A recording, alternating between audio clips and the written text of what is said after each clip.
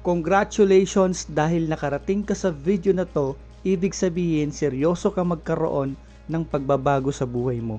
Naalala mo ba dun sa unang video na napanood mo, ang mga nag-share ng kanilang kwento kung bakit sila umaabot sa point ng buhay nila na naranasan nila ang mawala ng income. By the way, may kukwento muna ako sa'yo. Ito si Natalie Nicole, isang dating OFW sa bansang Singapore, na isa sa mga natulungan ko right now na nakapag-for good dito sa Pilipinas at hindi na bumalik sa abroad dahil nai-enjoy na niya ang kanyang buhay kasama ang kanyang mga anak habang naibibigay ang kanilang pangangailangan dahil tuloy-tuloy pa rin ang kanyang kinikita.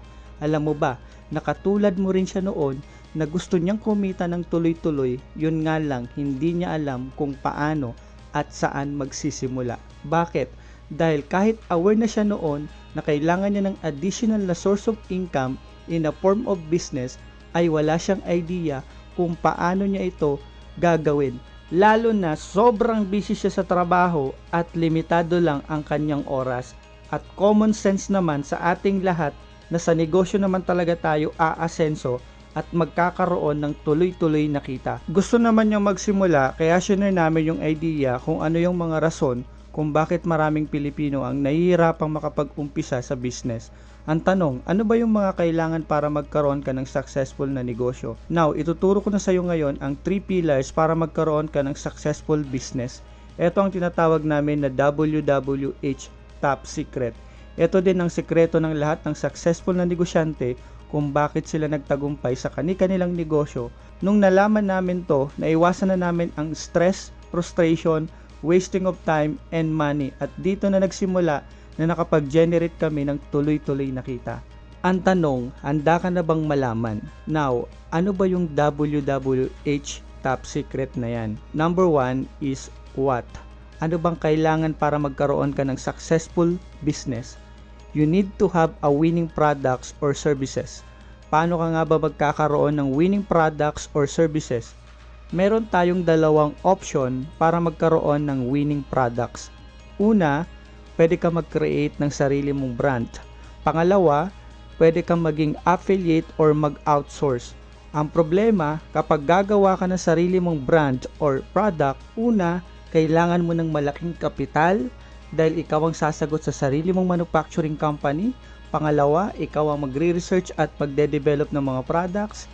Pangatlo, ikaw ang gagastos at kukuha ng legalities, day-to-day management, operations at marami pang iba. Ang tanong, meron ka bang sapat na pera or milyon para gumawa ng sarili mong brand or winning products?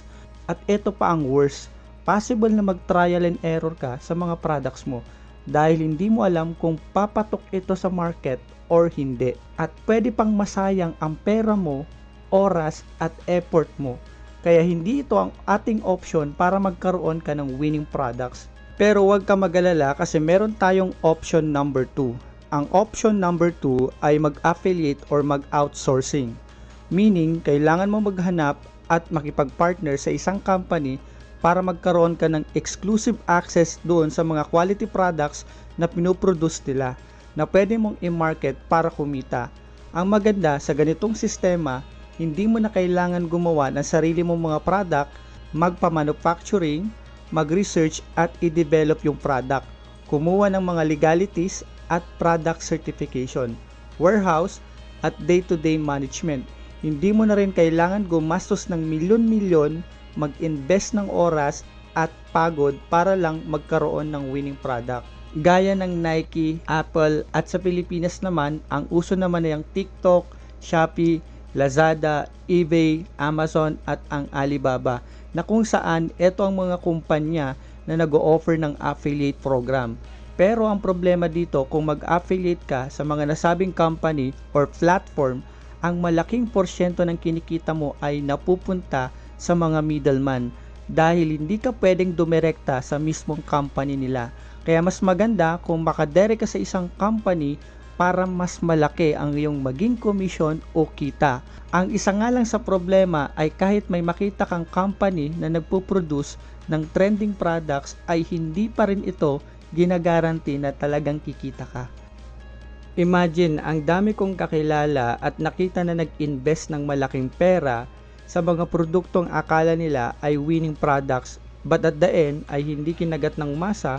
That's why natambakan sila ng produkto, hindi nabenta at na-expirean lang sila. Sabihin na lang natin na meron ka ng winning products. Ang nagiging pangalawang problema ng mga nagnenegosyo ay kung sino ang tamang tao o market na may kailangan ng kanilang produkto or services. Sa traditional na paraan ay gumagamit sila ng media ads, which is sobrang mahal ng bayad tulad ng billboard, TV at radyo na hindi rin naman tamang tao ang nakakarinig o nakakakita ng ads mo. Pwede ka rin naman mag-flyerings, magbahay-bahay or magsulat ng mga names ng mga clients na papakitaan mo ng products and services na ino-offer mo, at dito sobrang daming nabuburnout because you are very prone sa rejections, objections at napakaraming frustration. Kasi kung sino-sino na lang ang pinapakitaan mo ng products or services mo, maling mga tao, kaya ang ending ay nasayang lang ang oras, effort at pera mo. Sabihin na lang natin na may winning products ka na at alam mo na kung sino ang right clients mo. Ang pangatlong problema naman ay kung paano mo may papakilala ang products or services mo, which is yan ang isa sa pinakamalaking problema ng mga nagnenegosyo. Dahil una, wala silang sapat na oras para aralin ang sistema at tools ng pagpapakilala ng kanilang produkto o serbisyo. Pangalawa, wala silang sapat na experience kaya nag-hire sila ng mga magagaling na tao o salesperson para siya ang magpakilala, but the problem is sobrang mahal ng mga bayad dito. Ikaw, gusto mo bang magbayad o mag-hire ng tao? Pangatlo, wala silang alam na tamang tools na gagamitin para ipakilala ang kanilang produkto o serbisyo. Simula nung tinuro ko ito sa mga naging part ng community ko, ito ang ilan sa mga naging feedback kung paano sila natulungan nito. Katulad nito ni Aljan Cruz. Sabi niya, naging malaking tulong sa akin ng WWH Top Secret kung paano ako magsisimula sa plano kong pagnenegosyo online. Lalo na wala akong idea or sapat na kaalaman paano nga ba magkaroon ng winning products at paano ito ipopromote online. Sabi naman ni Virgil Rotoni, matagal ko nang gustong magnegosyo kaso hindi ko alam kung paano at saan magsisimula. Buti na lang nakita ko sa FB itong WWH Top Secret. Dito ako nagkaroon ng idea at way kung paano magkaroon ng profitable products online. Sabi naman ni Emil Agasid, dahil sa WWH Top Secret, nagkaroon ako ng oportunidad na makahanap ng mga produkto na malaki ang demand at kumikita ng hindi kinakailangan mamuhunan ng napakalaking halaga. Isa itong malaking tulong sa kagaya ko na baguhan pa lang sa pagnenegosyo. Tulad nila, pwede din kitang matulungan at ituro sa iyo ang exact strategy kung paano sila kumikita ng tuloy-tuloy. What if malalaman mo din ang mga tamang paraan para magkaroon ka ng winning products or services na ino-offer mo? What if mahanap mo ang tamang tao na may kailangan ng products or services na ino-offer mo? What if malaman mo ang tamang paraan para ipakilala ang winning products or services na ino-offer mo na hindi mo na kailangan magsayang ng oras, pera at effort mo? At sa tingin mo ba, kung maibibigay ko sa iyo yung eksaktong strategy na ginawa nila, malaki ba ang maitutulong nito sa iyo? If yes ang sagot mo, congratulations, dahil ituturo ko sa iyo sa next free video ko ang eksaktong strategy na ginamit nila. Kaya go ahead, click the request button below for free access sa next video. Limited slot lang ito kaya bilisan mo.